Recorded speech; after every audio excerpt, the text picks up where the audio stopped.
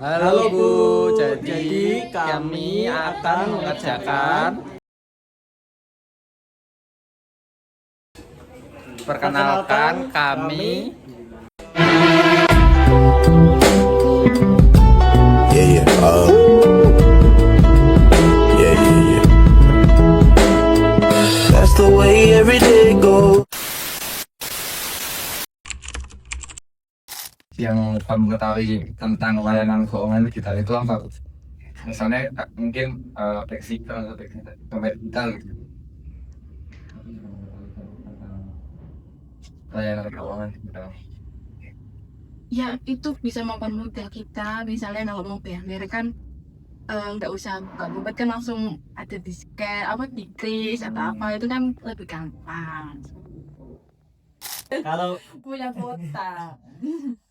di MBNI sendiri kan biasanya ada tarik tunai ya, ada yang di mesin juga bisa langsung ambil ke kantor banknya. Iya.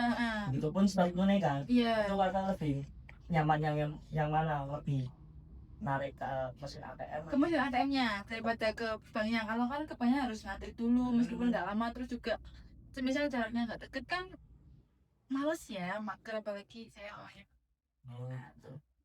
Kalau pernah menggunakan layanan seperti banking atau punya e-wallet itu apa itu Pak?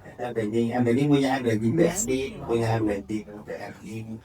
Biasanya menggunakan itu pertama pertemuan Bayaran di di coffee shop mungkin di beli baju di mall sekarang kan sebagai ya males bawa kecuali di kantin gang terus Gaji pun biasanya gaji ada. Kalau menurut Bapak sendiri layanan e-banking ini Bantu kalau sekarang kan apa serba, apalagi banyak sekali yang kayak tempat-tempat toko-toko yang tidak menerima pembayaran dia manual dia cash. Sekarang juga harus online. Ini sangat membantu sekali sih, tidak perlu level profile. iya. Nah, terus menurut itu membantu itu dalam bertransaksi nggak terkait tadi pemakaian dompet digital tadi? Harusnya kalau aku itu memaksimalkan penggunaan pemakaian, misalkan ada yang Terkait ini Bu, kalau Ibu kan tadi menggunakan dana ya Bu untuk transaksi fiskalnya, itu lebih mudahnya karena gimana Bu, kalau boleh ceritakan? lebih mudahnya karena memang dana itu kan yang pertama kali aku kenal. Terus ketika penggunaannya pun mudah, jadi kayak udah nyaman aja gitu. Oh, udah nyaman Bu. Iya. Jadi lebih cepat ya Bu Iya, ya transaksinya. Kalau misalkan harus top up pun itu Alfa di mana-mana, Indomaret di mana-mana ya kan. Kalau misalkan ada yang punya itu misalkan pingin TF ini sewaktu anakku kuliah yang di kuliah UIN yang pas KKN. Oke. Itu kan mama aku tolong dong di top up pakai dana, nanti aku ngambilnya juga pakai dana, jadi ya lumayan lah membantu. Jadi lebih membantu lah Bu Iya. daripada ibunya ke sana ke sini. Iya, daripada anaknya di mana itu dulu KKN-nya jauh waktu kumpul. Nah, daripada punya waktu kumpul. Iya. Lebih baik lebih mudah ya Bu ya. Setelah kami mewawancarai 3 orang dengan latar belakang yang berbeda, yaitu ada pelaku UMKM, ada mahasiswa, dan pekerja kantoran, kami mendapatkan beberapa gambaran yang menarik terkait bagaimana mereka menggunakan layanan keuangan digital yang sudah ada ini. Nah, yang pertama ini ada pelaku UMKM, yakni kami mewawancarai salah satu pedagang yang mangkal di depan SMP 2 Pekalongan. Jadi beliau ini sudah tahu tentang adanya keuangan digital, tetapi beliau baru sebatas memakai e-wallet yaitu Dana. Itu pun beliau pakai ketika ada pembeli yang ingin bayar transfer. Jadi beliau memakai Dana itu karena keadaan yang mungkin bisa dikatakan terpaksa ya, karena ada pembeli yang pengen beli tapi nggak pegang cash gitu, itu pun pembeli kata beliau itu pembeli yang biasa belilah, katakanlah pembeli terdekat gitu. Nah, eh, beliau juga merasa sebenarnya adanya layanan keuangan digital ini membantu karena praktis tadi, tetapi beliau belum memaksimalkannya dalam penggunaan. Jadi apa yang kami pahami dari setelah mewawancarai beliau itu, sebenarnya beliau sudah tahu kalau layanan keuangan digital ini sangat-sangat membantu, tetapi beliau belum memaksimalkan dalam penggunaannya karena mungkin belum butuh ya. Jadi yang dikatakan beliau itu kalau nanti nggak dipegang secara cash, nanti memutar perekonomiannya itu agak susah karena harus tarik uang dulu. Jadi mungkin karena hal itu menjadikan beliau belum membutuhkan tadi. Terus juga karena beliau belum memahami fitur-fitur yang ada di layanan keuangan ini.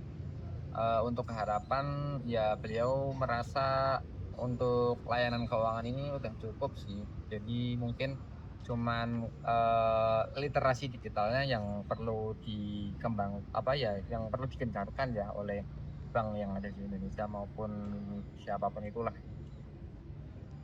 Nah, yang kedua ini ada mahasiswa, yaitu teman saya, mahasiswa UIN Gus Dur yang ada di kampus 2. Nah, dia ini menurut saya yang paling sering dan paling nyaman dalam menggunakan layanan keuangan digital ini. Biasanya dia itu dipakai untuk bayar kris gitu. Ketika beli jajan, mungkin juga beli kuota dan lain sebagainya lah. Atau buat bayar bukan buat bayar sih, buat transfer ke teman ketika ada yang ingin tukar cash atau beli apalah gitu.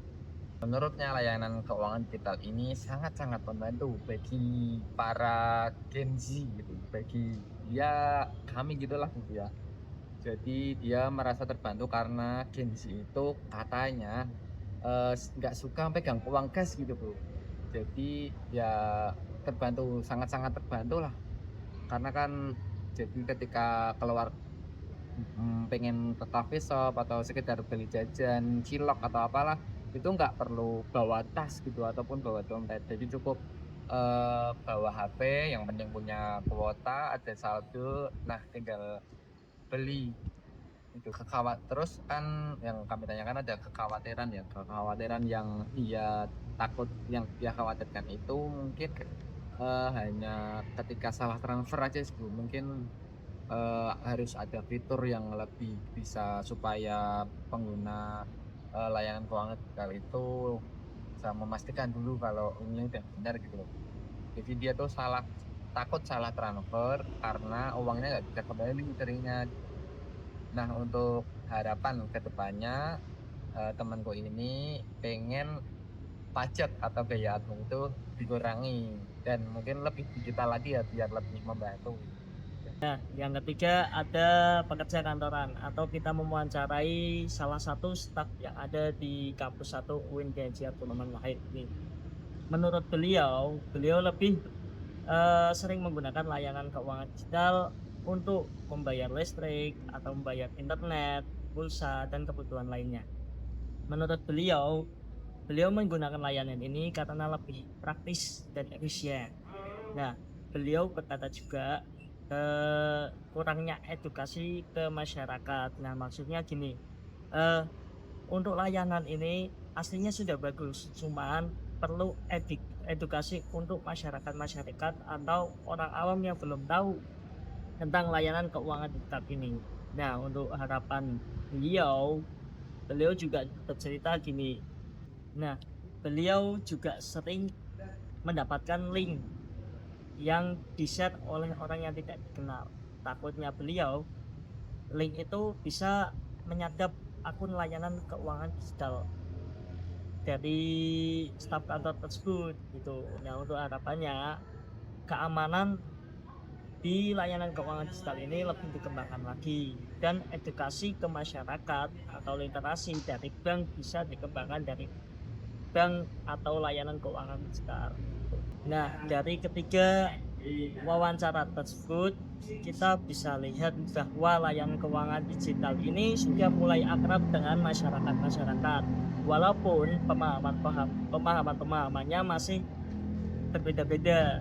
Nah, di layanan digital ini mayoritas itu lebih senang menggunakan untuk pembayaran untuk menggunakan internet, listrik, dan kebutuhan lainnya.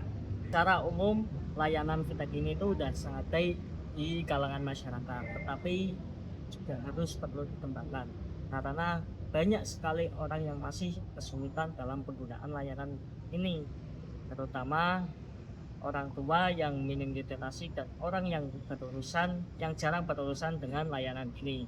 Dan keamanannya itu perlu dikembangkan lagi karena itu sebuah masalah utama dalam layanan ini.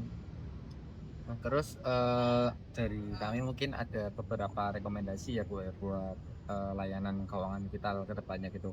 Nah, yang pertama itu mungkin dari pihak bank dan penyedia layanan ini perlu lebih gencar dalam memberikan edukasi yang mudah dipahami dan sederhana gitu buat masyarakat awam, apalagi orang-orang tua yang mungkin ya bisa dikatakan ketinggalan zaman gitu ya Bu.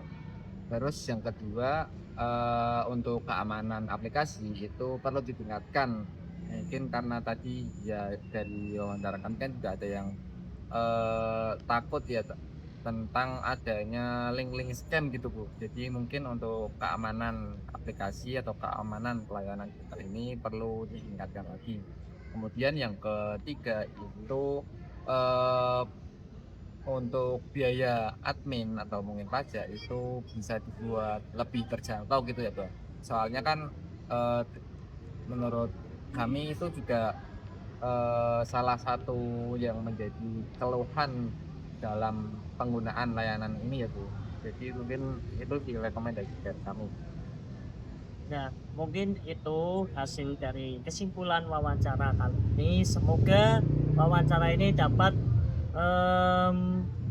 memberi gambaran dan pandangan untuk layanan fintech ke depannya gitu. Semoga bermanfaat dan terima kasih. Wassalamualaikum warahmatullahi Dapat wabarakatuh. nilai A ya Bu ya.